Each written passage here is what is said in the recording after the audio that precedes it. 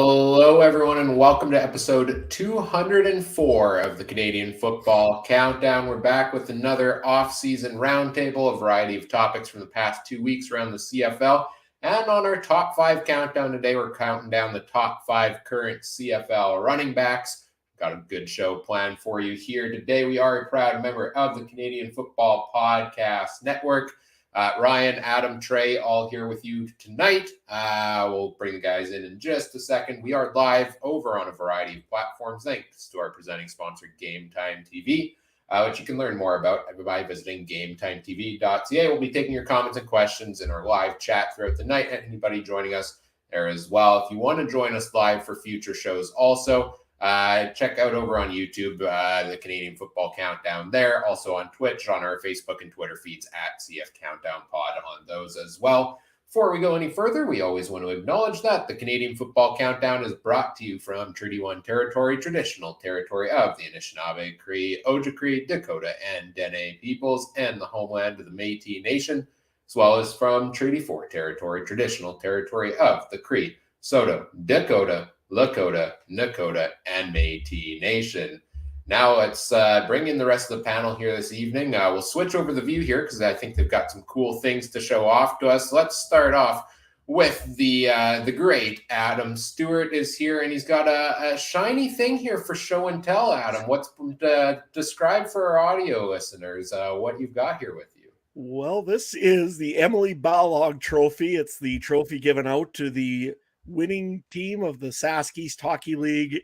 And of course, as we said earlier in the podcast last time, we did win the Theodore Buffaloes, the official podcast partner, the CFC Countdown. We told you guys on that one that the Buffaloes did win the trophy. So I thought I'd bring it out tonight and show it off and make sure that all the Winnipeg fans know kind of what they're looking for to try to win this year. I mean, they won't, but, you know, at least they get an idea of what it might look like if they ever get near it. Touche. Well said. Well said. Joining us here this evening as well with a setup that is now far too professional for the quality this podcast delivers. He's got a nice, fancy microphone arm there. Good setup behind him. Great Trey Colbeck is here. Trey, what's with the new setup? Yeah, I gotta be professional because starting Saturday, I'm having I guess it's a podcast. Not sure what to call it, but a horse racing news show that's sponsored by my work. So I kind of have to gotta do a little bit, try to make sure it looks professional.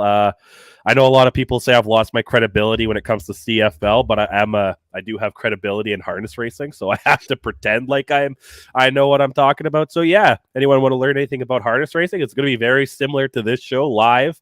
Only difference is 10 a.m. on Saturdays and 1 p.m. Wednesdays. So check out my Twitter for that if you want to learn about harness racing and stuff. We'll be live just like this. Comment everything. You want to listen to me talk more? Go for it. Always. And you can follow Trey over on Twitter. What's the handle right now? I know I've got the old one up on the screen. I'll try to update that at some point during the show today. But what's the actual handle now? At Trey Harnesslink. Harnesslink's the website I work for, harnesslink.com. So yeah, if you want to get into what I complain about, is usually what I get paid for doing these days. So it's a good time. Hey, not a bad way to make a living, right? Well, we're here, 204 episodes in the podcast. Still going strong. You know, I think we'll keep putting this podcast out there as long as people keep supporting it. So make sure to keep giving us your support. We're taking a new marketing strategy from a local hockey team here in Winnipeg, hashtag Forever CFC. We don't want to promise you quality content, but we expect you folks to tune in anyways. So keep doing that. No, honestly, I know this is a football podcast, but what a joke! What a joke the Winnipeg Jets' new marketing campaign is for a franchise that has not done anything for 12 years. And maybe let's tie that into a topic I'm going to slide in here that came up today, which is the Bombers, the Winnipeg Football Club, announcing today a profit of $4.9 million in 2022. They've been making a fair profit over the past couple of seasons and, are high up in attendance. So is like, what's the strategy for bringing people back into the seats? Because it seems like it's something the Jets are having a problem with here now, but the Bombers have done a fairly good job. Trey, is it as simple as just putting a good product out on the field, the ice, the court, whatever you want to call it? Yeah, 100%. Not to throw stones, but what teams have had a little bit lack of attendance, one wearing this color that they're not having a little trouble with attendance. Why? Because their product hasn't been the top. Same with the anomaly in the CFL is the East. You could have a team go undefeated, and I think Toronto still won't sell out. But that's just a byproduct of having the Jays in your city too. But you got to do it right. God, Chris, no, Taves can stay away. I'm sorry, my ADHD. If they sign Taves, I'm never watching a Jets game again. That would be the worst thing to do.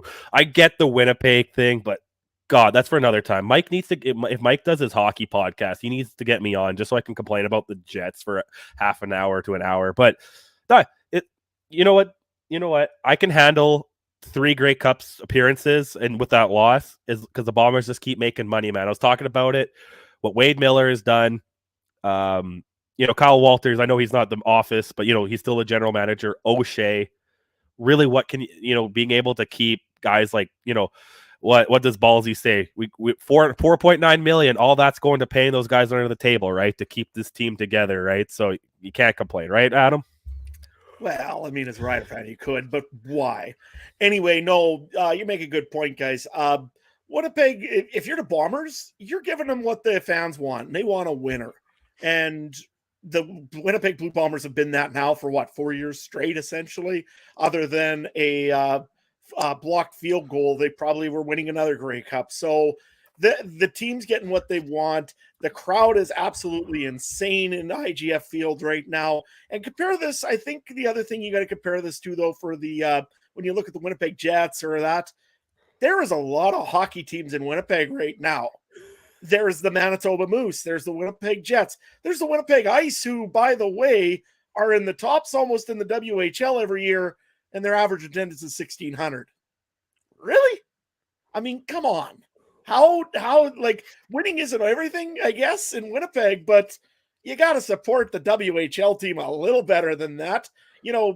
I get it when Connor Bedard shows up. You guys all want to see him, but take a look in Winnipeg. Jets fans, I mean, you got a chance to show and stick it to the management to say that you guys are a proud part of this of the Jets this in the playoffs here. Go ahead, do your whiteout, have fun with it.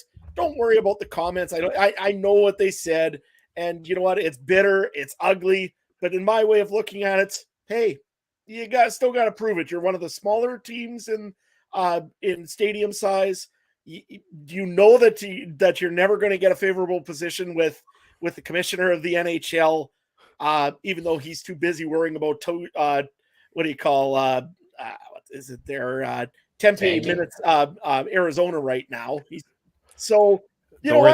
He'll have 2 teams in Arizona in a couple of years at this rate, man. Don't worry, or another one back in Atlanta. But I could rant for hours on. Honestly, we could go on and on, but this is a football podcast, and I've derailed the start of this. But real quick to the point what Adam's making, I think it's pretty remarkable that the Bombers are able to do that because we have so much sports. We have a soccer team, a baseball team, a basketball team coming.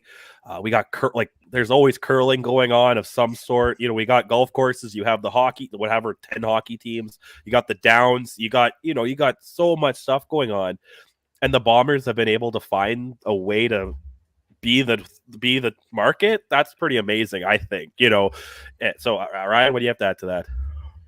Yeah, I mean, all of the talk seems to be on doom and gloom around attendance, around financials of franchises lately, it seems, right?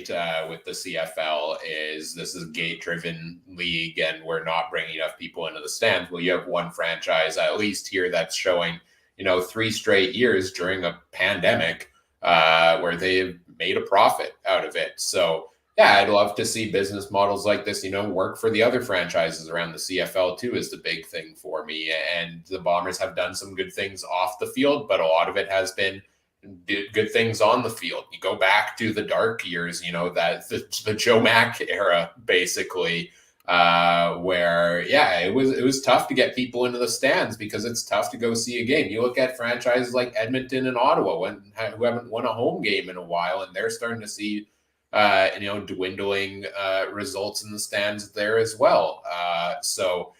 You can promise a lot of things off the field, but if you don't deliver the results on the field, that's what's going to bring in a large portion of your fandom, right? Because is it fun going to a game for the experience? Yes, I love going to a game, even if the team I'm rooting for is losing or ends up losing. I enjoy the experience of it, but if it happens over and over again, unless you're a diehard fan, you're going to get a little bit tired and you're going to look at some of those other options out there. So all in all, I think, the key to success in terms of ticket sales is find success out on the field.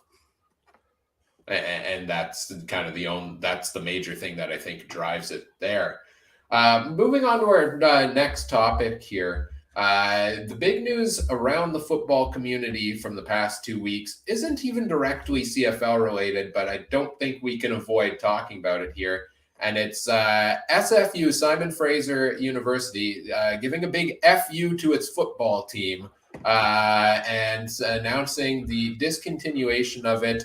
All of the players, that have signed up to begin their football college careers, university careers at Simon Fraser University, maybe made choices to go there over other places, kind of left in question mark land now of what the heck is going to happen with them. Adam, what are your thoughts on this whole situation? Well, it's sad the way that this all had to go down. I mean, Simon Fraser probably wasn't going to be renewed into their division in NCAA or conference, I believe it was, this next year. They still had 2023 to play, and players were ready to go. I mean, you've got everybody lined out, you got everybody lined up, ready to go, and then all of a sudden at the last minute you decide, nah, we're calling it. We're done. You don't leave your players in a very good place. Your director of or head of athletics, I don't know if it's, I think it's Joy Johnson, if I'm not mistaken, just goes and absolutely just doesn't seem to indifferent on the football situation. I mean, there's always options available. The excuse or the thought of just saying, hey, you know what, the Can West to apply to be in the U Sports, that would have taken too long. That was too big of a process. We didn't want to bother. Come on. If you want to be looked at as a athletic school, you got to go and do whatever's possible to let them play football. If you went and started the application process this year, you ran your team in the NCAA this year, you took your beating or whatever you did, and you moved on next year and went back into U Sports, and let's face it, there's some great rivalries you'd have in there. The UBC Thunderbirds are already right there in the U Sports side of things. I mean, Burnaby to Vancouver is a very, very short drive. Even going and playing teams like the Dinos and the Golden Bears. I mean, why wouldn't you try to do something? That's the really, really disappointing part of all of this. I know that they've had a great record. You pointed out there, Chris, 19-41 in the last while. I get it. I mean, I can see why the NCAA wasn't really wanting to renew them into their conference. But then it comes on the onus of the Simon Fraser University athletic departments to go and figure out something to do to move on, to continue football in there. Because, I mean, they do have a rich history of football in that area. And it's disappointing to see now all of a sudden we're going to have the legal work coming out. I think there's football players that are putting in injunctions, and that's never fun, and nobody wants to really talk about all that, especially on a podcast where we talk a lot about Canadian football. But you know what, it's got to be brought up, and I'm not looking forward to this at all. I mean, I feel bad for the players, I feel bad for the coaches. I mean, I've heard of players being locked out of the locker rooms and all sorts of tough things. It's not the right time for this. It's finals time right now for most universities. In all honesty, what are you guys doing in Simon Fraser right now? Trey, what's your thoughts on this? as someone who's just wrapping up my 4th year of university, and to hear an athletic director say the process is too difficult, do you know how hard it is to just submit an application to university and student aid and bank loans and get your assignments? And you got to do MLA 12 and a half size time. Like you're going to tell me you put that on your students and you can't even just apply. So what division were they in? Were they Div 2 in NCAA? Div 3? Like they weren't the top div. I didn't think. I don't know. Whatever they were. I mean, to be fair, the fact that they were allowed in NCAA, like, you know how much of a inconvenience border travel is. You know what I mean? Especially with COVID and how hard it was just to play the Raptors and the Blue Jays. And we saw a Canadian division in hockey. I'm not surprised the NCAA kind of said hell with it. But at the same time, like you made a point, Adam, how many teams are there in BC in Can West, and you're not even going to attempt it? Like at least from a PR standpoint, apply, and then if you're not let in, then you could be like, they didn't let us in. But to say like, I didn't try, I don't know. That just seems, like I said, it's more Bush League than anybody could give the CFL slack for. Like, yeah, sure, their record isn't great, but how many teams probably in Div 3 or Div 2 NCAA probably haven't won a game either in like 10 years? You know what I mean? But they're just on the right side of the border. Ryan?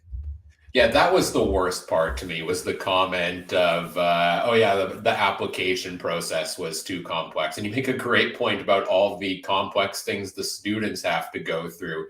And the students are paying their own money to make those fill in those complex things. Whereas, how many dollars are you getting paid as the athletic director for a big shot university here?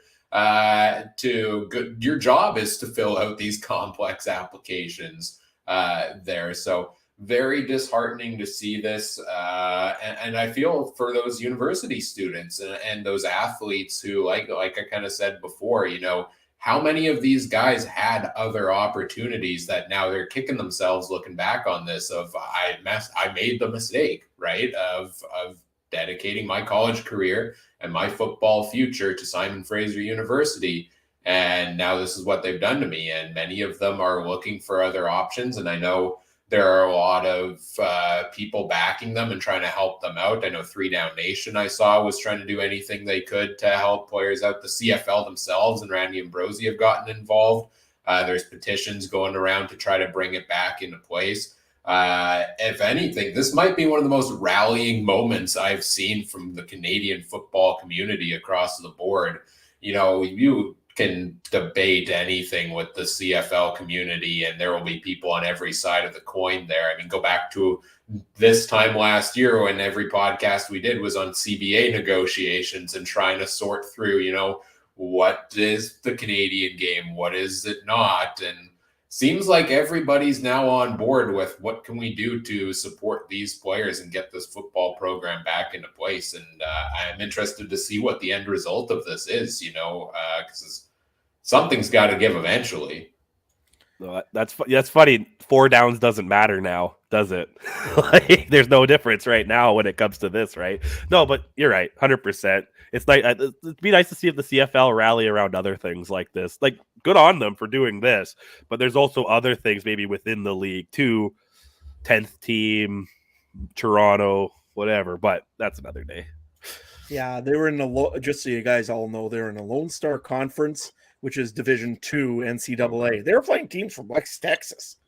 I mean, they had to drive for some of these games. I mean, they had a 1-9 record last year. Yeah, they weren't very good in this conference. And you know what? Maybe they should drop down to Div 3. But that being said, you recruited players, you scouted players, you gave them an opportunity. And now what all happens? They just, I guess, go away. It's scholarships so dry up now. Like if you decide to scholar, like you would still have your scholarship. Like, I mean, I don't know. I believe, and I could be remembering incorrectly from what I've read, but I thought I read they were going to try to work with athletes to still honor the scholarships they got. Okay. But again, the scholarship means so much different now if you're not going there to play football. I'll tell you what, though, with the new transfer portal the NCAA has, like, there is options for these guys. Like, you literally just log into a website and say, I'm a free agent and you could be taken. Now these guys are Div 2, so it might not be as simple, and maybe they don't want to go to America, but I'm saying it's not like I'm putting a little out there that there is other options for them. But again, how many of these guys are Canadian that just wanted to stay on this side of the border, right, or closer to the border, and now they're going to go, oh, I got to go to West Texas, or I got to go to like Boise State. Where the hell is that? You can go to these places you've never, Appalachian State. Like, what is that, right? I don't know. I feel bad for them. Yeah. Are they the only school really that's been in a major school that's in an American conference? I think they are the only one from Canada. Yeah. But is that going to send a message for other schools to never think about going to the NCAA now? Like, well, I don't know. As well, but that's that. I mean, I think this is more of management on the side of Simon Fraser. I don't think this is the NCAA really doing much other than saying, you guys got to be better than this. We can't put a 1-9 team out there and watch it get folded up every game, right? So I think that's kind of the issue there with the side with the NCAA. That being said, I mean, the NCAA should say, hey, yeah, you did honor till being here till 2023. We'll honor our side. Why aren't you honoring your side? Yeah. I mean, I don't know. It's complex. I'm sure there's probably some issues that I'm not seeing, but nevertheless, I bet the border, like I see what you're saying with NCAA, but there's also like 200 and some teams in Div 1 and 2. You're telling me that there aren't a bunch of them that go 1-9 over 3 or 4 years? I mean, in any league, there's teams that go with records like that. I don't know for a fact, but you got to tell me that COVID and the border was just a nightmare over the last 2 or 3 years. And they're just like, you know what? We don't want to do it without COVID either, right? Like, you like Western Texas, and they're flying to Vancouver or BC or Seattle, and that just sounds like hell. And when you only have, these kids are still at school, do you really want to be spending 2 days in an airplane trying to cross a border and come back? And, there's a lot to it. I'm not saying they should just be in West or Can West or whatever it's called. That they should be, or whatever. But we'll see what happens. Yeah, and logistic-wise, you're right. It's the same thing. I mean, you go try to load up a team and take them across the country, and in this case, practically, it's almost the same distance as driving in Nova Scotia, just going north and south instead of east and west, essentially. So I get it, why the NCAA probably was wanting them out. But that being said, if Simon Fraser or SFU knew about this, work on getting a solution made. Don't go and drag it out into the media and drag it out into the public. Get something done and move on. Say, hey, we're going out of the NCAA. It sucks, we know, but we have this opportunity somewhere else, right?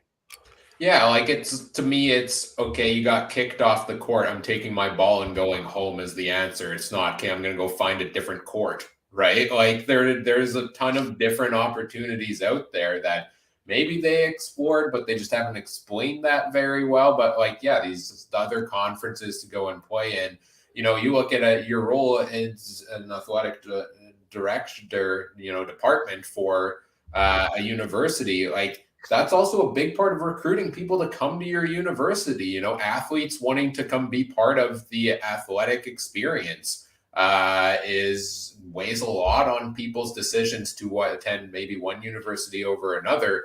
And if your solution here is, we're just not going to have a football team at all, well, to me, that's not helping with recruiting at all, because now, even if let's say they turn things around now and they find a place they reinstate the football team, they find a place to play. If I'm an up and coming, high school student that's looking at a college career, am I going to trust Simon Fraser University after what I just saw? Or if I have other opportunities, I'm probably looking elsewhere. So, we hope for a good resolution here, but surely some of the reputation of this football program has to be damaged by what's happened here. No question. I mean, if you're a team or a player that's now wanting to think about even going to Simon Fraser, it don't matter if it's going to be with it going to BU Sports or going to stick in or going to Div 3 NCAA or going sticking around in Div 2. Players are going to look at that and say, you know what? They tried to fold on us once. Are they going to try to do it again? And in that case, can you blame them? I mean, in all honesty, if somebody's offering you a good contract or good offer to go to school. Schooling is schooling. I mean, in the end, you can get a very good quality degree or a diploma from the University of Saskatchewan as you can from the from what do you call going to Oshawa. I mean, no matter where you're going, if you want to go to Waterloo and get a good university, it really, the university is university. You're going to get a good education no matter where you go. In the end, it depends on the program, I think, more than anything. And when you have a program that's proven a reputation, it's a winning program and that is going to stick around and be with you, or one that says, well, at the slightest problem, we're going to give up and we're not trying to get a solution. I think I know which one I'd probably end up at, but that's me. Trey? I'll tell you what, if I got accepted to the University of Winnipeg, anyone could get accepted to the University of Winnipeg. So, we don't have a football team, but we got a pretty good basketball team. So, come try it out. Well, moving on to our next topic here, one we've had, over our past couple of roundtables, we've talked a little bit about how the CFL is working on an American TV deal, and some new rumors, news, talk from Randy Ambrosie came out this past couple of weeks that I'm surprised by this one. They are looking at a direct-to-consumer streaming service for their American broadcast deal. I'm pretty sure when we talked about this a couple of weeks ago, I mentioned that I didn't foresee a streaming deal on the horizon at all for the CFL because it does not seem like they're in the modern digital space. But looks like this is something they're working on for the American deal, with it as kind of a trial run for perhaps a future Canadian deal once their deal with TSN is up. I think it's like 2025, 2026, something like that. So a couple more years where they're locked in with Bell and TSN. Let's go back to you here, Trey. What do you think of this potential streaming deal with the American side? I like it if it comes true. My only question is, I see where you were just said with the contract. I feel like you should have it in Canada first. Like you should have had this in Canada 5-6 years ago, and then go to America. You're kind of doing it. What's that? Bass backwards. But it's fine. It's great. Yeah, I'm just more pissed off. Why does America get everything cool? Why is their Netflix better? Why do they get a better potential CFL streaming deal? Like that just kind of is annoying. But it's great. Expand the game. I'm sure this will lead to other things, with the whole Mexico talk and Europe talk and other things that've been going on. It should lead to better and greater things. I just kind of think you need to focus on domestic a little bit more, Randy, than just CFL 2, because this kind of feels CFL 2.0 still to me, or whatever number we're at, 3.0, 4.0 by now. But yeah, and I'm just really interested in what the next Canadian deal is going to be more, because I think we keep seeing more and more these other markets might. Because to me, there's a whole backlash about the green St. Patrick's Day thing, right? To me, if I was Sportsnet and I potentially wanted the CFL, wouldn't I throw them a bone? Wouldn't I say, see, we put the Rough Riders, we put the Elks, but they didn't. So to me, that points towards that CBC and Sportsnet don't want it. We're happy with hockey and Blue Jays and half the Raptor games. That's what they're, and some curling. So I think that we need to figure out Canada and the streaming deal. And you got Crave with Bell. You got some things you can play with. And I'm pretty sure the NFL, is it the NFL that has a pretty big YouTube deal starting next year too? So there's a lot of streaming markets available. I mean, maybe YouTube doesn't want to pay the CFL anything, but you might have to just take a hit on something a little bit here and there to figure it out. Adam, what do you think about this? Well, I'm going to be the devil's advocate tonight because I do not like this streaming deal one bit. Direct to consumer means that you are already knowing what the CFL is, and hey, I like the CFL, I'm going to buy it. A lot of Americans don't know what the CFL is, plain and simple. You go out to Memphis, Tennessee, and ask a guy, hey, have you ever heard of the Canadian Football League? Unless you run into a former player, probably not. You walk into Alabama, even there'll be a few guys. I mean, if you happen to run into Trent Richardson on the street, he might be able to tell you about the CFL. But I'll tell you right now, there's not the following in the CFL that there needs to be. They need to go with a major streaming service first. Go with Netflix. Go with, like you said before, maybe Crave. I don't know how much they are in the U.S. yet. Go with maybe Paramount Plus. Go with some of these other ones. Peacock, for example. I know they got lots of the WWE stuff. Go with a proven streamer that you can get that for free by just joining that streaming service along with everything else with it. Make the CFL into the CFL network as a package, right? You know how they did it with, again, I always look at wrestling because, man, when they switched over to having these where you had all the games archived and you had all the matches archived, you had all these pay-per-views were archived, you could watch any of that, and it was only for $10. That was cool. But everybody knew what the WWE was before this all happened. The CFL, again, like I said before, is not known in the United States, except for maybe Baltimore. I mean, they'll probably show you a Grey Cup. Other than that, not many guys know about the CFL. So going direct to consumers is not the answer. Going with another, like I say before, going with a proven streamer like Netflix and going and offering them for a very reasonable deal just so people can get exposed to your product, I think is way better than just going direct to consumers and, oh, well, if they heard of the CFL, they might buy us. Well, right? So that's where I'm a little confused on this, because I thought direct to consumer streaming meant streaming through something along the lines of Netflix, YouTube, etc. But you're saying it's a standalone thing? To me, I would think when you say direct, I mean, if I'm saying I'm going through a third party, which would be Netflix or whoever, right? Or I say direct to consumer. Direct to consumer is almost like I say before, the WWE network. They made their own thing. They brought their own streaming service. You can subscribe to it and watch all this old archive stuff, plus also all the live events now and all the cool things like that. But that to me is a direct to consumer thing. When you're talking on this, it doesn't seem like that seems like the CFL wants to do the same thing. But again, what are you offering the customer? Are you just offering them, hey, come watch every CFL game that's current? Are you going to offer them the ability to watch any Grey Cup they ever wanted? Yeah. Are you going to allow them to watch any game they ever wanted to see from before that you have archives of? If you're offering that kind of stuff, as a diehard CFL fan, gimme. But if you're a casual fan or a guy that's never heard of the Canadian Football League, are you really going to be enticed to pay $10 a month, $15 a month just to check out something new that you never heard of? Okay, so I looked it up here.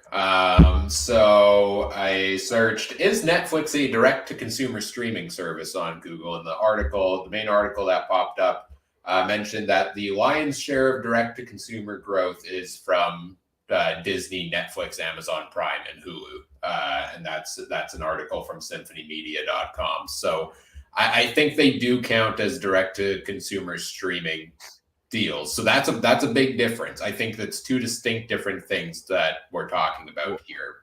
Because I agree with you. If it's just a CFL only offering in the States, yeah, not very many people are going to find it. But if it's on one of these big streaming platforms like Netflix, for example, you are far more likely to have people find it as a suggestion on Netflix than find it on their local TV cable guides. What I don't understand is who is our American partner right now? ESPN, right? Yeah. In America, ESPN Plus comes in a package with Disney Plus and Hulu. So you have it right there. You could have it right there. So I don't know if it's with someone other than ESPN. I'm a little confused because they literally, you can't get it in Canada. Like you can't get ESPN Plus or Hulu in Canada, but Hulu shows, the ESPN shows come on Disney Plus to me sometimes. So why don't you just put it on ESPN Plus? And then there's a roundabout way of potentially trying to get it. Like, you know how much the switch would be to put it in Canada in a few years when that TSN deal is done? To me, that just seems like the simple solution. If that's what direct to TV, whatever, what it counts as. But you're right. If the direct to TV is its own thing, I literally just bought a UFC Fight Pass the other day because I thought it would be cool. Because I'm a UFC fan. If I wasn't a UFC fan, why would I buy UFC Fight Pass? No point, right? But I thought it was going to be the I think it's going to be ESPN. Like that's kind of been the main one, our main supporter down there for however long, right? Could be, but my thing is this: it also depends how you're going to market this thing afterwards. Yeah, you could put it on ESPN Plus and put it on Hulu or put it on Disney Plus or whatever it is, but in the end, if you just throw it out there and see what happens with it and pretty much throw it out there and don't talk about it, are people still going to watch? I mean, you know what? The USFL did the best thing they ever could have a little while ago by going and saying, we've got real football. Because that stirred a hornet's nest over with every XFL person in the world. As much as they didn't want to say it, it did a big part of that to help build up their promotional. Even today, I was watching the rules about the USFL and seeing that kind of thing, and that was kind of cool. But it was because they went and they put, we've got real football coming up. It was good advertisement. It was good at marketing. The CFL is not known for marketing things. Yeah, you can put a direct-to-consumer thing on ESPN. If you ain't going to do nothing with it or ain't going to talk about it, what's the point? We've got a comment here in the chat on the topic of American TV deals and leagues here. It's week 9 of the XFL, and the USFL kicks off both in the same weekend. I haven't been following the XFL numbers too much in recent weeks. I was more in tune with it early on, but surely competition is, if they're happening at the same time, people are going to pick one over the other there, you would think, right? So I think it will affect the numbers there, how significantly, and which one comes out on top. Well, that will be an interesting thing to see. Anybody have any thoughts on that? If I was a betting man, those two leagues are gonna whichever one's bigger is gonna absorb the other one in 2-3. If one survives and the other one doesn't, they'll somewhat absorb it. If they both fail, right? The Rock probably isn't losing much sleep over it. Yeah, I don't know. It's weird. I didn't realize their seasons overlap that much. I thought the point of the XFL starting the week after the Super Bowl so it wouldn't overlap that much, but it's XFL playoffs. Do they win out a little bit over USFL? And I felt like some of the rules sounded the exact same as the XFLs, right? So I don't know. We'll see. I don't know. Do you really think there's an appetite for this outside of St. Louis and a few of the diehard markets? Is there an appetite for this? No, I don't think so. I look at it like, again, it's like the CFL in a way, right? I mean, all of us care about every team in the league, but I mean, in reality, if you're in Montreal, do you really care what's going on with the BC Lions? Not as much, probably, right? If you're a casual fan. But that being said, those teams have been well established, so they're okay. You look at an XFL, the St. Louis Battlehawks just came in. Other than me knowing that they're called the Battlehawks, I know absolutely nothing about that team. Same thing. I know that there's a team called the Houston Roughnecks. That's about all I know. Because it doesn't really affect me. I'm not a guy that's going to just turn on a XFL game just for the sake of turning on an XFL game to watch something, because I've got so many other things I could probably enjoy and watch and that I'll enjoy just as much, for example. And that draws it back into this whole CFL deal too, right? Is exactly what we've been talking about. If you have no interest in the league, unless you have some reason, like most people aren't just randomly going to check it out. I want to point out this. I want to see what actually happens here.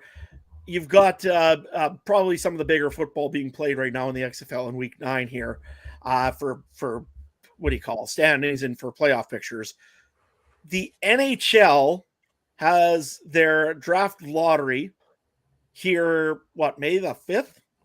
I want to see which one actually wins out in that for ratings. Is there going to be a bunch of people watching who's the worst or who's baddest for Bedard, or are they going to actually get a better rating? And this is usually just a streamed over on the NHL network from Sportsnet. So I want to see what happens here. This will be real interesting to see who wins that one. Well, I stopped watching the NHL draft lottery after Edmonton won it every year. I got tired of it. Edmonton can't win it this year, so I'm good. I'd say to that, in Canada, do the Canadians have a shot at it still or no? Yeah. That's what I mean. In Canada, that's no contest. In America, unless you're see, this is so bad because, I'll be honest. I'm a pretty big CFL fan, but I've watched the most non-Blue Bomber games in the last year. only because of this podcast. And I felt like I kind of had to, so I knew what I was talking about half the time. Before that, I love the CFL. I'll check to see who won. I'll check to see stats and that. But did I watch every game? No. If I literally only pay TSN so I could watch road Bomber games, would I pay for it to watch the other 3 games a week? No, not really, right? So, and I'm a diehard fan. You could probably not by some people's definitions if I'm not willing to pay for a streaming service, but I like to think I am. I went to the Grey Cup in shorts. You tell me who's done that, right? So, I mean, I don't know. It's my dad. Yeah, yeah. Oh, see, Chris said he's in Vancouver and he's got coworkers heading down to Seattle because the tickets are cheap. Well, but is that what's selling the game? Is it cheap tickets that's selling it, or is it? I don't know. What draws you to a Sea Dragons game? Is that just the culture of the area where Vancouver and Seattle, like that's what I mean. So many people from Vancouver are Mariner fans. They're Seahawk fans. They're back in the day they were what was the basketball team? The Sonic fans. You know what I mean? That area was that, right? I guess there was the Grizzlies too, but you know what I mean? Like there was a lot going on in that area. So is that just a cultural thing? Because what's the closest American market to us? I don't care what Minnesota's doing because that's a 10-hour drive for me, right? Like the only time I'll go to Minnesota is when the Jays play, right? Like, you know what I mean? Like, but is that just a cultural thing because Vancouver and Seattle are that close to each other? Like that's a good point, Chris, but like I bet there's only one person that's watched every XFL game, and that's probably Reed from the Markcast. And other than that, I don't really know who's watched every XFL game. Yeah, and when we remember also that when BC hosted the West semifinal this year, lots of guys from Seattle and everything were coming up to watch the BC Lions. So, yeah, exactly. All right, let's move on to our next topic here. This one is near and dear to your heart, Trey. It has to be because he's your favorite quarterback in the CFL. One Chad Kelly of the Toronto Argonauts made a name for himself in the media this week once again, appearing on a big podcast down south in the States. I believe it was Pardon My Take podcast, correct? Second time since the Grey Cup.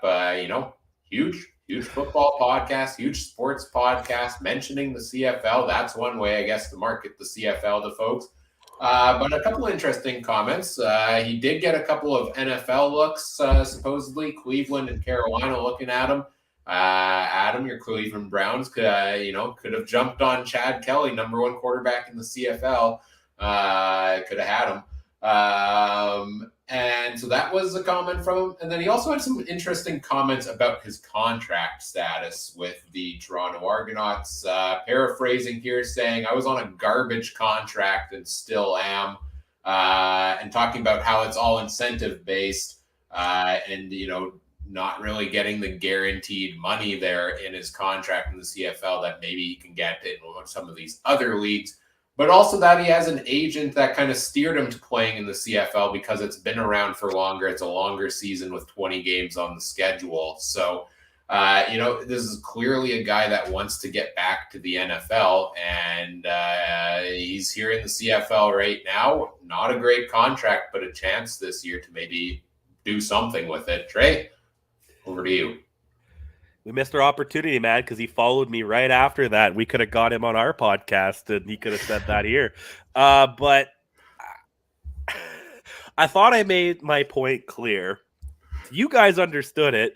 The stupid trolls on Twitter that don't actually watch anything and just decide to comment but then never reply because their 5 followers care so much don't understand what I was kind of doing. It's not a joke, but like I had my point. He won. He was the winning quarterback. He had that game. Is he an NFL quarterback? Hell no. Hey, baby, can you come here for a second? Come here. Sorry, I'm going to get my girlfriend to get me some water while I rant. But can you get me some water, please, baby? Okay, thank you. Thank you. Sorry, my rant here. I thought I was going to mute, but then you got me ranting before she walked away. Is he an NFL quarterback? No, I don't think so. I haven't seen anything that shows me he's an NFL quarterback. 1 drive. Okay, sure. That's one thing. 2, garbage contract. You're in the CFL. What contract isn't somewhat bonus based? You know what I mean? Dane Evans took a pay cut to go to BC. Vernon Adams took a pay cut to go there. Okay, unless you're Caleros or Bo, nobody's getting sweet deals. You know what I mean in this league. So what are you? I put him number one for my reason, but it seems like nobody loves Chad Kelly more than Chad Kelly. And you know what? That's the attitude you might have to be a professional athlete. Nobody loves LeBron more than LeBron. No one loves Jordan more than Jordan. No one loves Woods more than Woods. You got to have that killer instinct. But those guys that I just listed, guess what? They backed it up. Tiger Woods couldn't even walk, and he's trying to play the Masters. You know, Jordan, I don't know, 6 championships. LeBron, all what he did. This guy, you had one drive. You got lucky that Leggio couldn't kick a 10-yard field goal to save his life, and you got lucky. Could he prove me wrong? Sure. Is he the next Nathan Rourke? No. Nathan Rourke's going to he's going to finish his career with way more passing touchdowns in the NFL than Chad Kelly will. Like 100%, Adam, right? Yeah, no, I agree. You know what? I look at it though as Chad Kelly, and I'm going to probably get banned from Chad Kelly right away because I'm going to say it this way. You had a lot of players come up to this league. Ask Paxton Lynch. Ask who? What do you call Johnny Football? Who? Ask all these guys. Trent Richardson, who I mentioned earlier in this thing. How many of these guys have actually succeeded in the CFL? You know what? Worry about the CFL. If you want your shot at the NFL, I hope you get it. I honestly hope that Chad Kelly gets a shot at the NFL. There's some very terrible quarterbacks that are starting in the NFL right now, and there's some pretty rough backups there. One in New York included. But nevertheless, I look at it as, hey, you know what? Yes, you've got a terrible contract. You've said this already, Trey. I'm just kind of repeating what you said. You've got a terrible contract. You've got a terrible situation. You don't want to be in the CFL. You want to be in the NFL. Good on you. But you know what? Like Trey just said, prove it. If you can prove it, you can bring in the game. You win the MOP this year, and then you go on and win the Grey Cup. Guess what? There'll be NFL teams knocking at your door. And I wish you all the best in your future endeavors. In the meantime, focus on the CFL. Don't worry about what the NFL has to offer. Focus on this league. Embrace this league while you can. And hey, if you do good, you might move on. Ask Nathan Rourke all about that. He seemed to work for him. If you can play pretty good football, the NFL kind of looks at you. So it's as simple as that. You don't need to go on a podcast and tell everybody that you're got a terrible contract and there was teams looking at me, but they aren't really sure. And don't worry about any of that stuff. If you want to be smart and want to play good football, play in the NFL one day, all you got to do is just simply say, I'm here in the CFL. I'm going to win a Grey Cup for these Argos. I'm going to be one of the best players on this team, and I'm going to prove it. That's all you got to do. Pretty simple. He better win MOP because I'll keep receipts and screenshot everyone that said I was crazy on my number one list. I'll say, DM, what about me now? You know? Trey Colbeck, official head of the Chad Kelly Hall of Fame discussion. I wouldn't go that far, but I'll just be sitting on it. But I heard a good quote. I heard a great quote. I don't know where I heard it, so I don't want to steal it. But Usain Bolt, he trains 4 years to run 9 seconds. So don't give up after a couple months, right? And I'm not saying Chad Kelly's given up, but focus on what you have, right? Usain Bolt could be worrying about this, could be about that. No, he's just worrying day in, day out to run that 9 seconds. So if you want the NFL, that's fine. But what are you going to do tomorrow to make that happen? Not go on some. The only podcast you should go on if you're going to run your mouth is the McAfee one. If you're not on the McAfee one, don't say anything stupid. You know, just keep it professional. So I should also add, didn't we have a certain Vince Young that signed with a certain team and never even got to the field? He got to a practice game?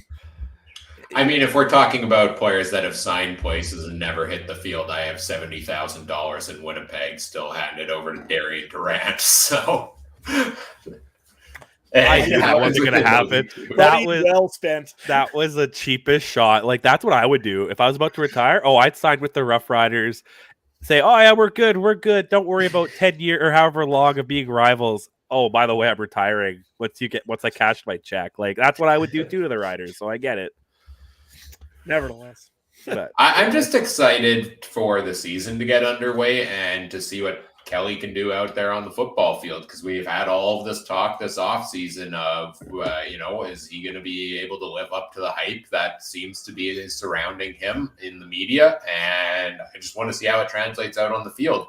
And I'm already slotting him in to Trey in the first round in my fantasy mock draft for our fantasy league this season.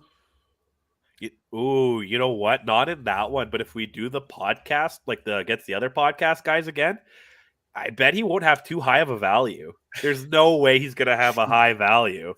Like you going for it week one? Oh, maybe because Bo and Caleros are gonna come out with like 12,000 or something stupid. I bet, right? Probably. The pricing in CFL fantasy. Maybe a lot of dump passes to Olette and Harris. I don't know. That's tempting. Now you guys got me excited for fantasy. Thanks. Oh, I can't wait. I can't wait. Hey, we're just around the corner, under 2 months till the start of CFL regular season. We talked about Kelly, trying to work his way back to the NFL. A guy that seemed like he was on path to head to the NFL is sticking in Canada, and he's sticking around, at least for now, it seems, for the next 3 years. Wide receiver Kian Schaffer-Baker signing through 2025 with the Saskatchewan Roughriders. No, he had an injury. If I remember correctly, maybe he had surgery this offseason, might not be ready to go for the start of this season at least, but he was a huge piece of that wide receiver core last season. They've moved on from a couple of the pieces there, Kyron Moore, Shaq Evans, Duke Williams, all gone. I know they brought in Jake Winicky, and who's the other one that I'm missing here? Who's the other big name they brought in? Darrell Walker. Darrell Walker, that's the other one. But Schaffer-Baker, in my opinion, when healthy, is probably a better receiver than both of those guys and can be the number one guy for this team. So, Adam, you're the one wearing the green hat here. Are you happy with this deal? Absolutely, I'd be happy with this deal. He's a Canadian. I mean, he's proven now and again that he can be one of the top guys in this league as a Canadian receiver. If you aren't happy with this Saskatchewan, what's wrong with you? This is what you need to continue that rebuild that needs to happen in Saskatchewan. You've got other guys coming up that he'll lead the way with them, like Sam Emilis. You've got Braden Lenius on the other side as well that I should mention. And you've got a great Canadian core starting. You don't quite have the Canadian Air Force back yet, but gee, you sure got a few good pieces right now in Saskatchewan in the receiving core. And if Trevor Harris can find some of these guys and can make some connections early with some of these folks, I think we're going to have a pretty good wide receiving core. And the fact that you've got now Kian Schaffer-Baker for an extra 2 years, that's never a bad thing. That means you don't have to worry about the NFL for at least 2 years. And by that point, maybe it's that time where he signs the long-term deal, stays a Rough Rider for life. It's a good deal all around. Kian Schaffer-Baker gets another maybe crack in a year or two after he's recovered from that little bit of a knee surgery that he's had during the offseason here. And the Riders get him for 2 years, which kind of gets him through a transition a little bit. Trey? No, for the Riders' sake, that's great. I feel bad for him because obviously the NFL's the goal, right? I feel bad for him on that sense, but other than that, yeah. Hard to not say the Riders could have the second or third best receiving core in the league. It's hard to go put anyone against the Bombers on paper right now, but after that, man, Labor Day Banjo Bowl could be fireworks, at IG Field and Mosaic, with the receiving cores these teams have, and who knows what Harris could do, with this team. I don't mind it. I like it. Now, do you think that they did enough on the offensive line to give Harris the time to throw it to these guys is the next question. But we'll find out in June and July, I guess, because I'm a little worried that by about mid-July, August, somewhere in there, people are going to be like, maybe it wasn't Fajardo's fault. Maybe, I think Harris might be staring at that blue Saskatchewan sky a lot, or into the turf, whichever way Willie Jefferson decides to throw him into the ground, right? So that's my biggest focus, that old line. Things could piece together. It could work out, and if it does, heck, you're gonna have options and shake and bake. He always seems to have the Bombers number. He always has big games. He's a fantasy go-to guy. Hard to not be. Like I said, I would have loved for him to stick somewhere in the NFL. Shame that it's injuries, but that's football, right? And For the me, other the biggest thing is sorry. I was just going to mention, anybody else can't wait till June 16th? Yeah. Oh, Home yeah. opener for the Riders, Bombers, Riders. Should be a good one. Do they play each other week 1? Week 2 or week 3, because I think the Riders get a bye right off the bat, and then. But interesting, an early season game between Winnipeg and Saskatchewan. Excited for that one. How stupid am I that I didn't know that? Like, is that how busy I've been? I forgot we play the Riders that early. Yeah, we will closer to the season have a whole episode where we're going to break down the schedule and the interesting points from it. But yeah, no, I had no idea on that either. But what I was going to say about the Riders here. Sorry, we play them in the preseason here, and then 2 weeks into this, we do. So there's a lot of Rough Riders plus Labor Day Banjo Bowl. Good God.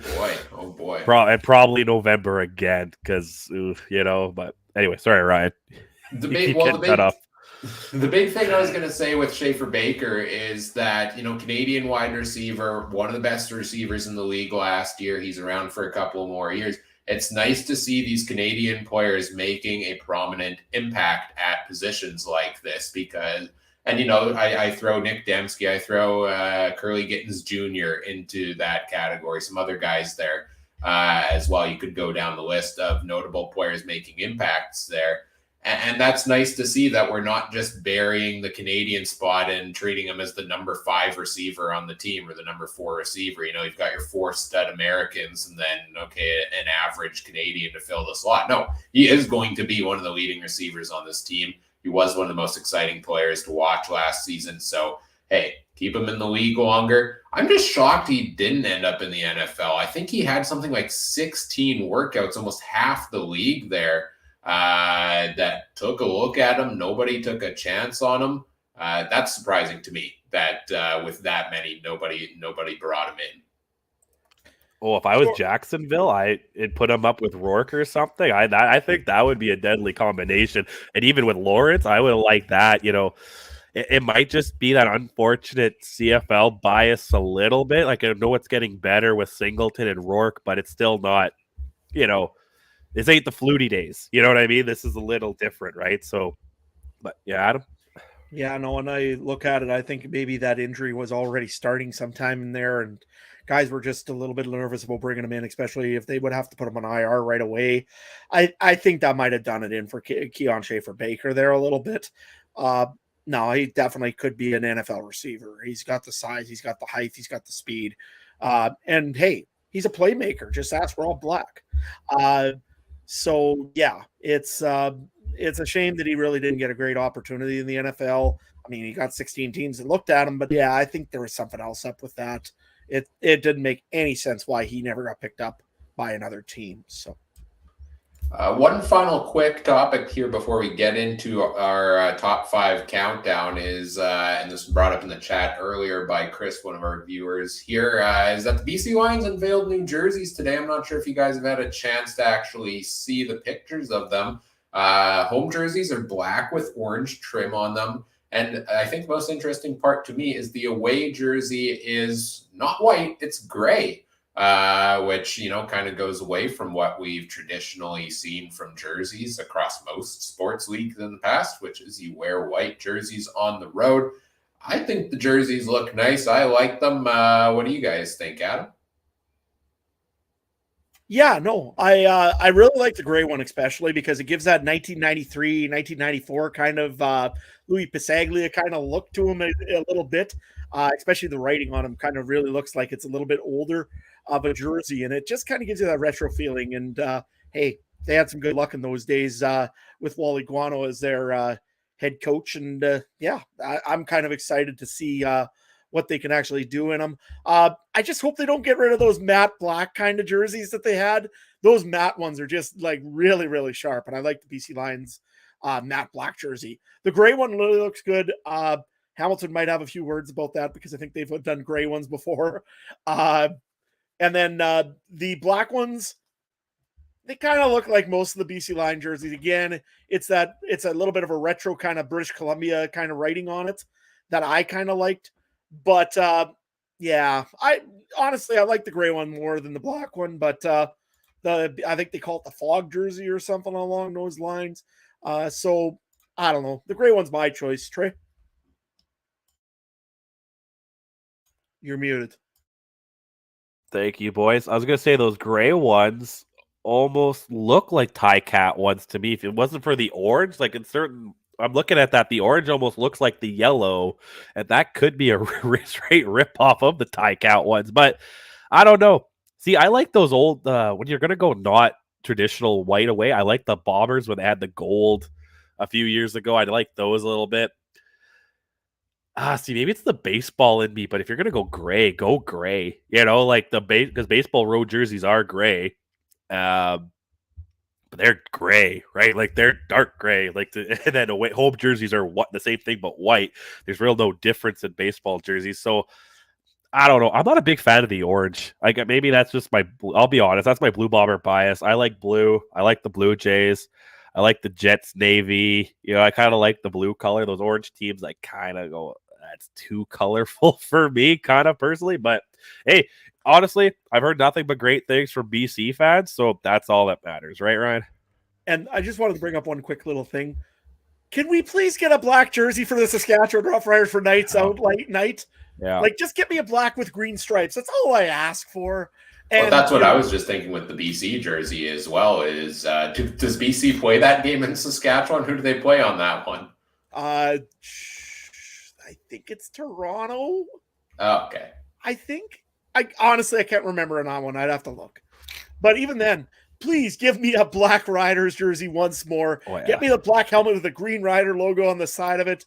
I would be thrilled to see that at our lights out night in Saskatchewan. That would look just amazing. Ooh, a promo idea. The dark blacks for you guys. Blue Bombers come in with the white out, all whites, and they play that game.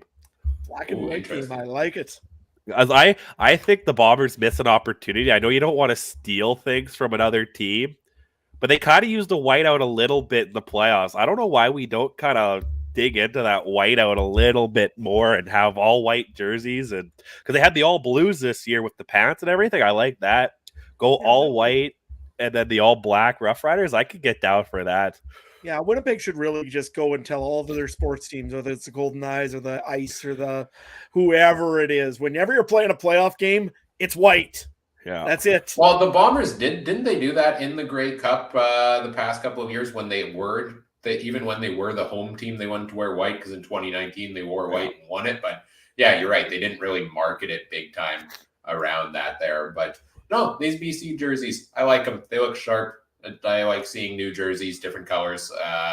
Interested to see how they match up, on the screen or on the field with the other uniforms out there around the league. All right, final big segment of the show. It's our new favorite segment. It's the one where we come up with controversial opinions that people then tell us are wrong afterwards, and we all strive to be the one who's the least wrong. That's the point of this? I've been playing it wrong. Oh, man. Okay. Now, we'll figure it out eventually here. We'll figure it. Just if you have less than 10 followers, I don't want to hear your opinion. I'm going to tell you that right now. I don't want to hear it, and those 10 people don't want to hear it. Thank you. Last time out, we counted down the top 5 CFL offseason roster moves. The votes came in. Our guest Jason from Hussey's Huddle had the most votes, so people agreed with him most. Trey, you came in second in that one, and Adam and I tied for last. So is that back-to-back seconds, I think, eh? Oh boy, I think so. Yeah, man of the people, baby, man of the people. Yeah, I'm definitely not in that category. I think I'm finished last so far. We'll see if people agree with my list here today. We're counting down the top 5 current CFL running backs. And we'll start at number 5, work our way up to number 1. Adam, you chose this topic this time around, so kick us off with your number 5. Well, I'm going to play a little bit of trivia with you guys while we're doing this because I went and I got some stats of the guys, and I'm going to give the name after I give all the stats and all the features about this guy. First of all, I want to go to bed tonight yet, right? Oh, yeah. Sorry about that. I forgot about the bed and the sleeping thing. But anyways, the UCF night He's 5'10", 180, had a 7.81 yard per carry average, but only carried it for 164 yards this year. But that's because he's only had 21 carries all season. If you don't know who I'm talking about, it's the Winnipeg Blue Bombers, Greg McCrae. I think the guy's an awesome running back. I think you just haven't played him because, again, you can't get him on the roster for part-time. You put him as a receiver. I mean, he had 164 yards receiving as well. It just seemed like you couldn't really utilize him the way he should have been. And honestly, he is a very, very good running back. A 7.81 yard per carry average, and yet you're putting in Oliveira. Yeah, I think maybe there should be a little bit of changes in Winnipeg, but that's because, you know, I just never did really care for Brady Oliveira. So, yeah, my first one's Greg McCrae. And Adam has thrown this whole thing off the rails with the very first pick by picking a guy who's not even playing the running back position. That's what I was going to say. You before the show, you said Mike Miller doesn't count at fullback, but we could play the receiver that gets handed off the ball sometimes. Yeah, the exact same yards as receiver as he did for I don't know. I think we might have to throw the challenge flag on this. I thought he wasn't on the team anymore. I'll review this. Trey, you give us your number 5 pick. Well, I'm going to go a little bit different stat here. Do we have any Iron Maiden fans? Any Iron Maiden fans? Does anyone know what the number of the beast is? I found this interesting. Anyone know? Okay, anyone know the number? What's the devil's number? Come on, guys. It's 666, and that's how many yards my number 5 guy had rushing. I'm going to Jamal Morrow. I tried. I thought that was crazy. 666 yards. You couldn't hand him off the ball one more time, or at least take a yard back from him. Why are we leaving the season with that number? But thank you, Chris. We got one Iron Maiden fan here. Jeez, that band's awesome, guys. But I liked what he did in Saskatchewan. Oh, you pissed me off, Matt. I was gonna take McCrae, but I tried following the rules. But I'll take. I'm throwing off. Let's just move on to Ryan. I don't know what else. I'm sorry, Morrow. I feel like I'm disrespecting you right now. I looked up the Bombers roster. Greg McCrae, assuming the roster on their website is up to date, is listed on there and is listed as a running back. So, Adam, we will allow you to stick with what you have picked there. Now the question is the website up to date? And that they've got Kenny Lawler on there. So I guess, yes, it is. So Greg McCrae is in at number 5 for Adam, Jamal Morrow for Trey.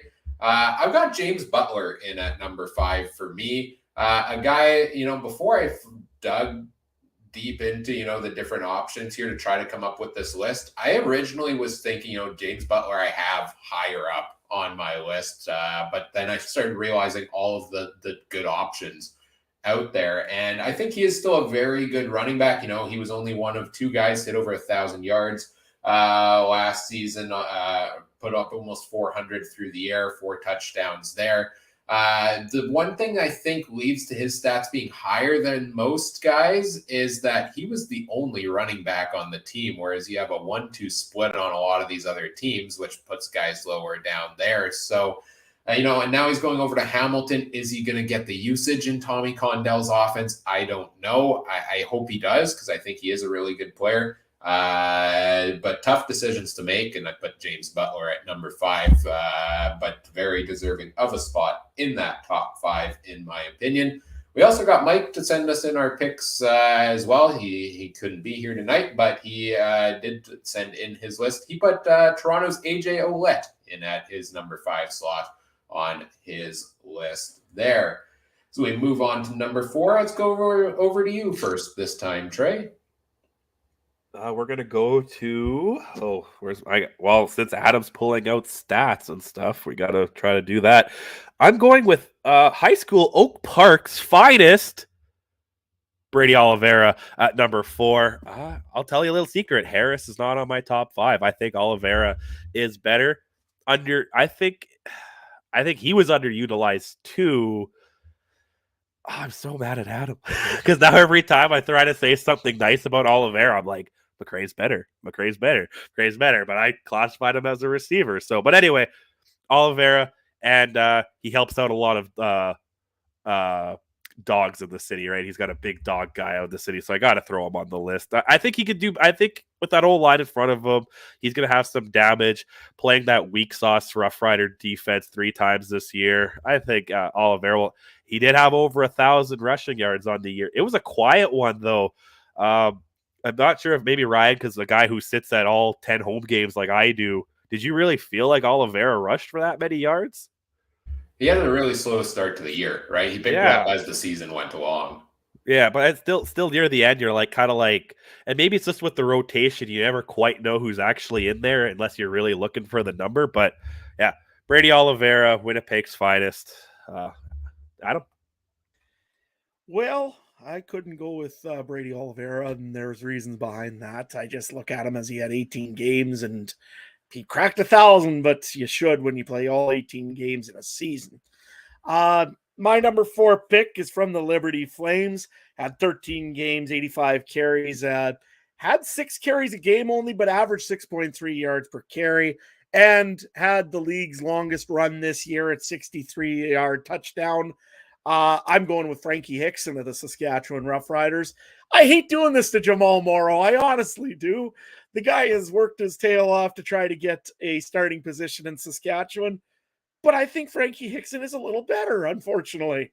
So to me, Frankie is going to really compete hard, and that's going to be one of those battles in training camp that I'll be watching for sure. Who gets the number 1, who gets the number 2 spot. And I really hope they can figure out a way of playing both of them. I know they're Americans, and that's going to be tough for a Saskatchewan offensive line that needs an American probably in there, or possibly even 2. So I think Frankie Hickson's going to win out in this one in the end. The guy's got a lot of upside on him, and he's only 26 years old. I think he's going to be the guy going forward in Saskatchewan. Ryan? Number 4 for me, I've got Kevin Brown of the Edmonton Elks.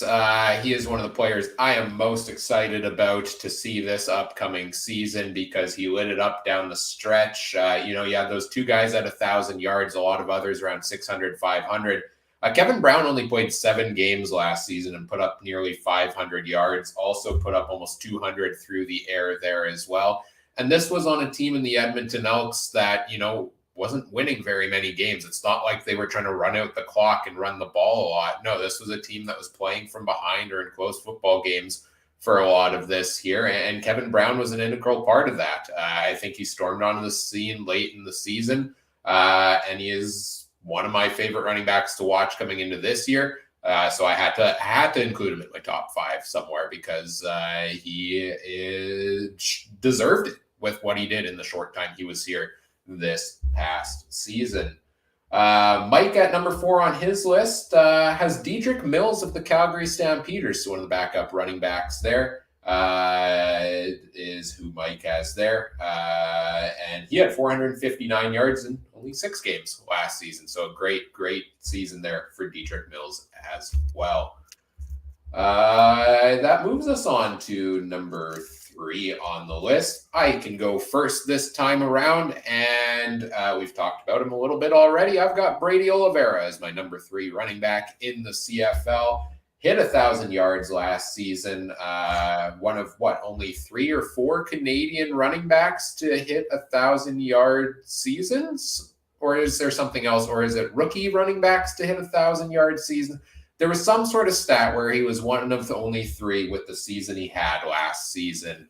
And that was his first full season as a starting running back for the team after kind of, playing a little bit the season before in between Andrew Harris there. I think Oliveira had a really strong finish to the season last year. That's in a Winnipeg offense that has so many other weapons and has guys like Nick Dembski taking the carries away, has Johnny Augustine taking some of the carries away there. You guys talked about Greg McRae.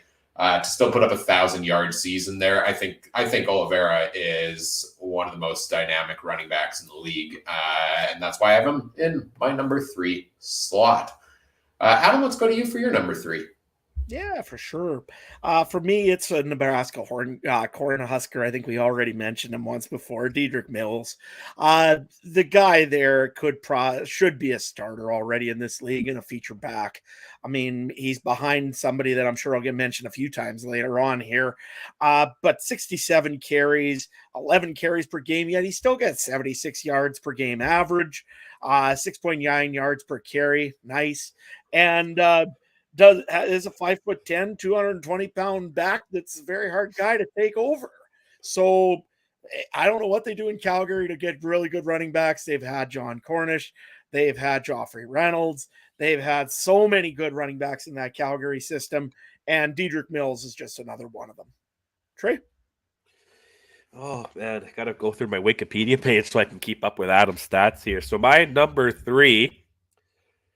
Oh, he started his college football career with the Nevada Wolfpack. That's probably the same division Simon Fraser was in. Where the heck is that? Then he transferred to the University of Iowa, played for the Hawkeyes. Went undrafted to the Oakland Raiders. Then he went to the Saskatchewan Roughriders practice roster. Another stint with the Raiders before going with the Houston Roughnecks, before landing with the BC Lions. And I am shocked, James Butler did not go back to BC, and they let him go with Bo in Hamilton. What are you doing, BC? But I have James Butler, just a 1,000-yard guy. You know, he picked up 1,000 yards with Nathan Rourke. I know he only played a little bit, but Nathan Rourke was rushing for 6. I think I saw he was like top something in rushing yards. When I was like, can I pick Nathan Rourke as my running back? Depending on our definition there. Yeah, James Butler. Ryan? Not to mention the Lions were throwing for 400, 500 yards a game there as well. To still put that total up there is definitely impressive there as well. At number 3, Mike had Brady Oliveira on his list there as well. So him and I agreed on that one there. Mike's pick at number 2, he can kick things off here. Again, if you want to get Mike's input on any of his picks, you can follow him on Twitter at Mike Garrell. We'll mention that later on as well. But he has William Stanback as his number 2 running back in the CFL. Trey, let's go to you next on this one.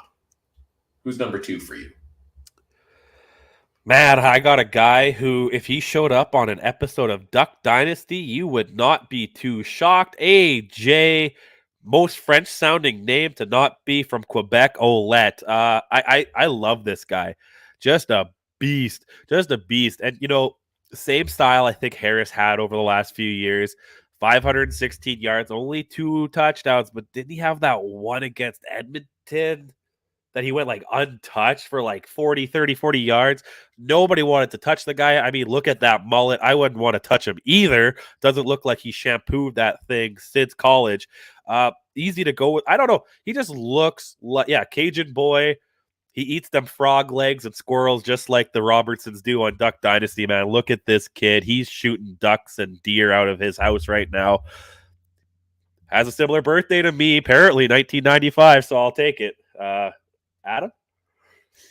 Well, mine, I don't know if I should have put him this high now because I'm really worried because Ryan didn't. Eric Ward, Cardinal player, 5'9", 205. Yeah, it's Kevin Brown. I look at him and I say there's some real upside to the kid. First year is going to be his first real true year. It'll be this year with the Edmonton Elks. He had 486 yards last year, but that's only in 7 games at a 6.6 yard per carry average, and really only had 10 plays a game. So the upside in Kevin Brown is just really incredible. He has a running quarterback, which will benefit him in looks or in play action. I think it'll help Kevin Brown gets open a little bit more because guys will have to also watch Taylor Cornelius, who runs a lot with the Edmonton Elks. So I like Kevin Brown. I don't know. Maybe I should have put him a little bit lower, but I'll take my chances at number 2. All right, Kevin Brown at number 2 for you. For me at number 2, I believe I'm the last one to go here. I've got Jamal Morrow of the Saskatchewan Roughriders as my number 2 running back. and really strongly considered putting him as the top running back in the CFL. I know you're high on Frankie Hickson, and I am as well, and I thought about maybe slotting him somewhere in the top 5 here. But Jamal Morrow played 12 games last season, 666 yards, as you mentioned there, Trey. That's just on the ground. He also put up 366 through the air and 500 in the return department as well. This is a guy who played in a system in Saskatchewan that didn't run the ball very much at all.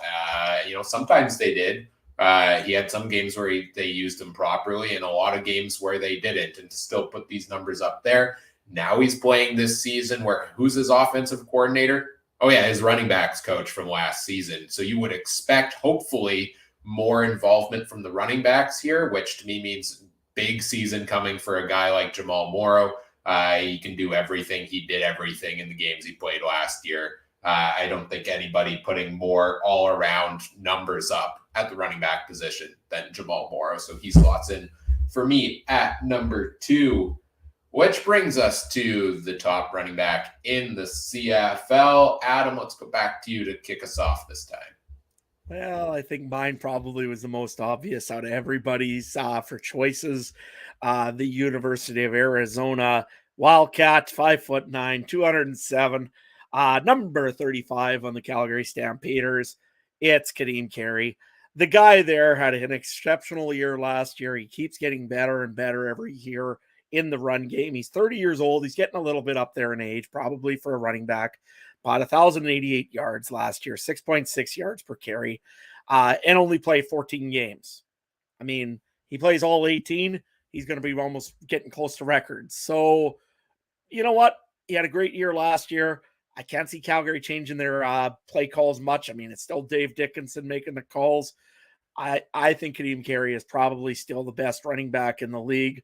And hopefully after this, we get to do some reasoning on why I didn't pick somebody else also. So, yeah, we'll go through the list, honorable mentions or the names left off the list out after this. Also, I'm going to agree with you. I'm going to go with Kadeem Carey here. Also, he's my number 1 running back in the CFL. You mentioned 14 games. The fact that he played 14 when other guys played 17 or 18, still led the league in rushing. That's a big thing to me. 10 touchdowns, ran away with the competition there.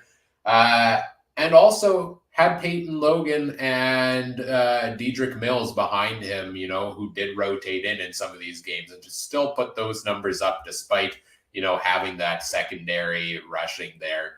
To me, makes Kadeem Carey the best running back in the CFL. This one, that was the easiest spot to slot in on this list for me. Mike also put Kadeem Carey as his number 1 running back. So that's 3 so far. Trey, who is your number 1 running back in the CFL? Is it 4 across the board here, or are you going somewhere else? Well, I got to build the suspense a little bit. So let's read some stats here. My individual broke the record for most rushing yards in the Pac-12. Pac-12 is a pretty decent, maybe not as of late, but they've had some good UCL teams over the year with 366 yards. Fortunately, according to his Wikipedia page, he got into some trouble. He pleaded not guilty to a misdemeanor assault, but crap happens. Charges were dropped. He scored 2 touchdowns in the NFL, rushing touchdowns with 1 receiving. He currently has 69 receptions in the CFL. I'm going with Kadeem Carey of the Calgary Stampeders. You took all my good stuff away, so I had to find the other stuff on Wikipedia that you guys didn't say. It's really hard not to go with him. Yeah, he's 30, but he kind of gives me like a Andrew Harris, Cornish kind of Peterson, like Adrian Peterson, guys that just won't quit. You know what I mean? Yeah, maybe an injury might set him back. That's always what it seems to do, but until that day happens, you don't want to assume that, right? You want to think he's going to keep going.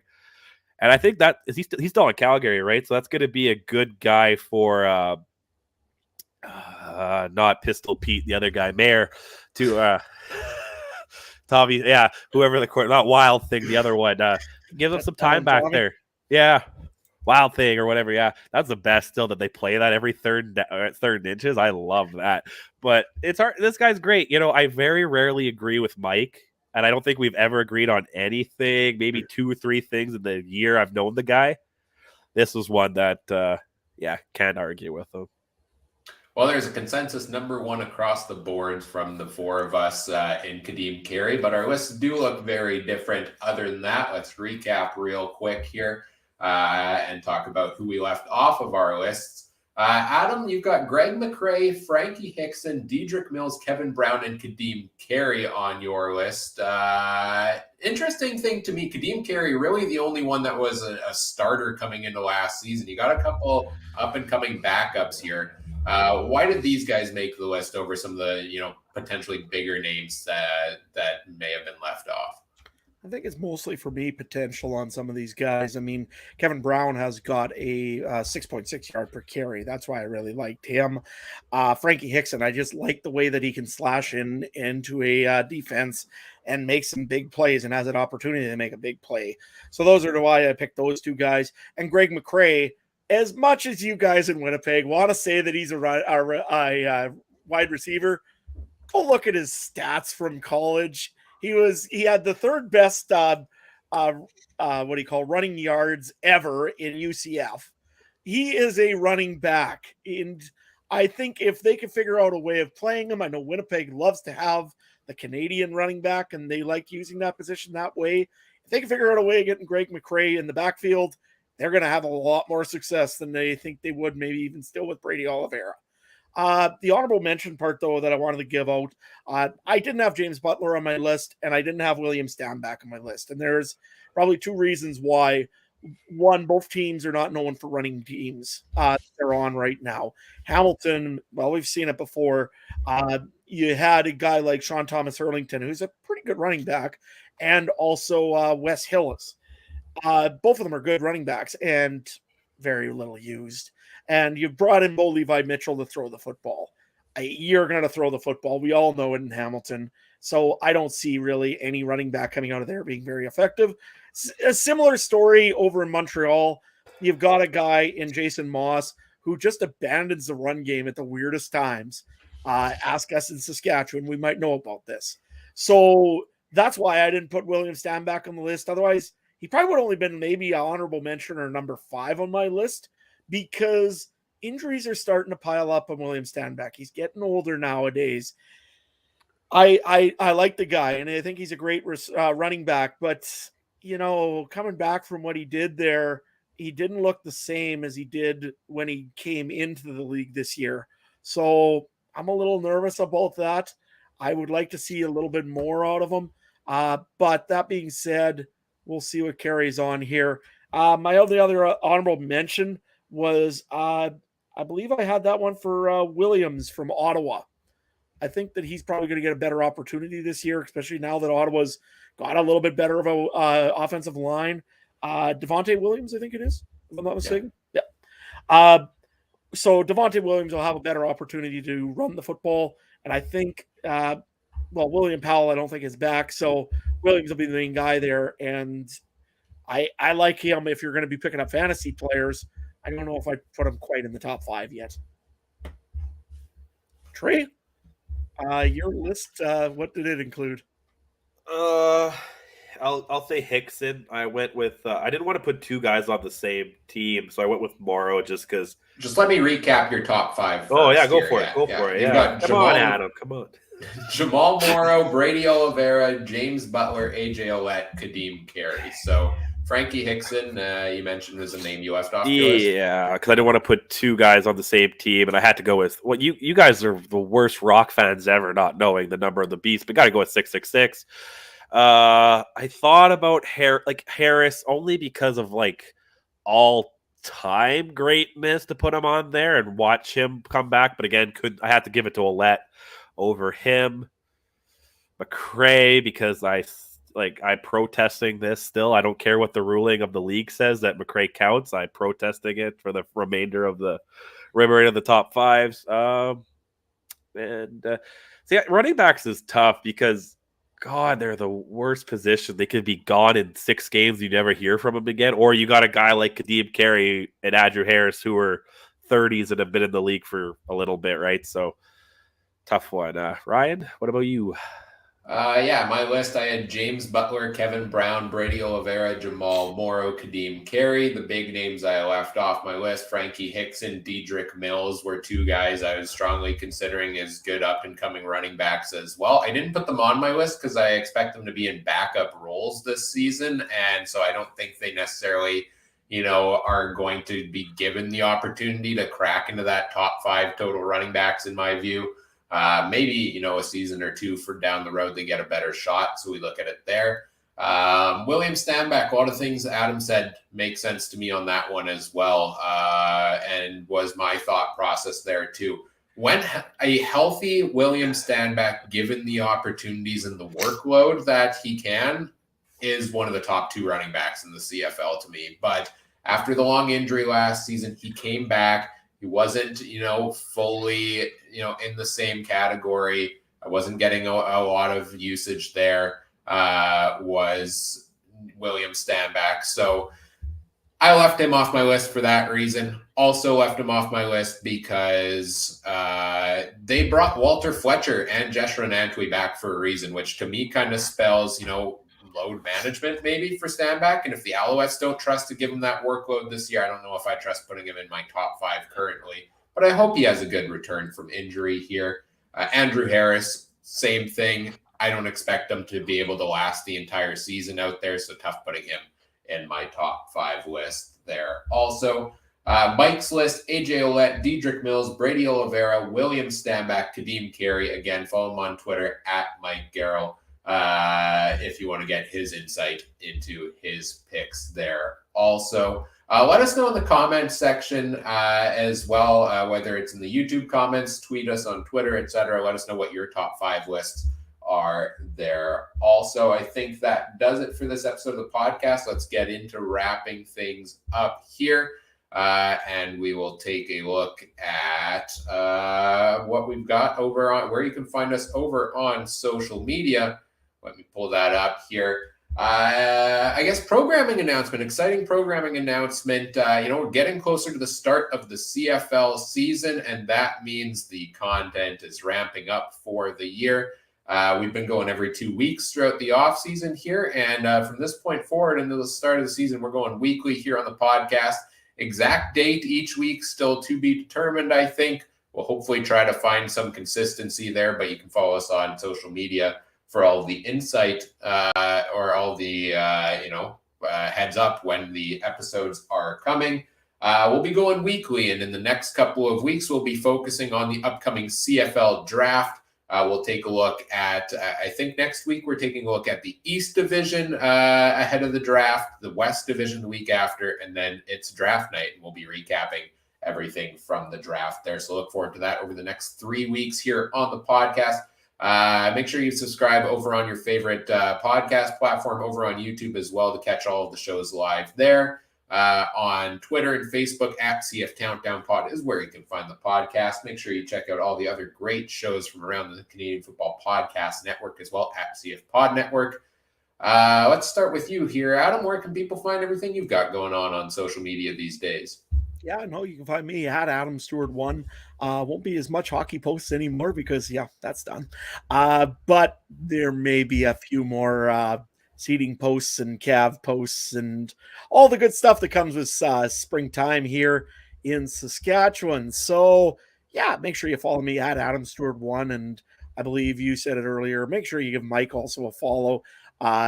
His team did pretty darn good this year for the Winnipeg. Sorry, I can't remember what their name is. AAA female team that he follows quite regularly and does some play-by-play with. He does an awesome job with that, and congratulations to the team that he follows real close. They just about managed to get all the way to the SO Cup, but we're one step away from it, but still a great season. So, Trey, where can guys find you? Y'all can find me at Trey Harnesslink on the Twitter. As I mentioned before, if you want to learn about all these nifty, good-looking horsies behind me, I got my new show starting Saturday. Saturdays is actually 9 a.m., but after that, it'll always be 10 a.m. Central Time, and then Wednesdays, 1 p.m. So check me out on Twitter for that. Yeah, we had to start earlier on Saturday. My producer's some sort of chess prodigy, and he's got some chess tournament. Yeah, no, seriously, he's I got to go to a chess tournament. So can we start an hour earlier? I was like, okay, man, I don't care. So if you want to check me out with that, yeah, and make sure you do follow Mike, because when the Jets get swept in 4 rounds, I want everyone to make sure, or in 4 games, I want everyone to make sure he knows about it. So yeah, four rounds means they're making the finals. Good God, we would never hear the end. I'm not going to hear the end of it. Well, currently, I just wanted to bring up too, the Edmonton Oilers did win their game tonight, and the Kraken and Golden Knights are tied. So right now, the Jets would be playing the Edmonton Oilers, which would be a good luck, Winnipeg. Hope that was I mean, look back 1 or 2 years ago when everybody thought good luck Winnipeg, and they swept the Oilers in the first round. So you never know in the Stanley Cup playoffs. All I know is we're like 2 weeks out from the Toronto Maple Leafs hitting the golf course. So look forward to that. No, okay. You know what? Real quick. I only want to beat Tampa so Boston can demolish them. That's it. That's all I would want. I'm honestly, you know what? If Boston plays the Islanders, I'm going to go with an upset. I'm going to say the Islanders will pass Boston. I'm a little. Look, no team that's ever won at least 62 games in a season has ended up losing in the first round, right? The 2019 Tampa Bay Lightning did not happen. They won 63, Boston, so they got nothing to shield for it anymore.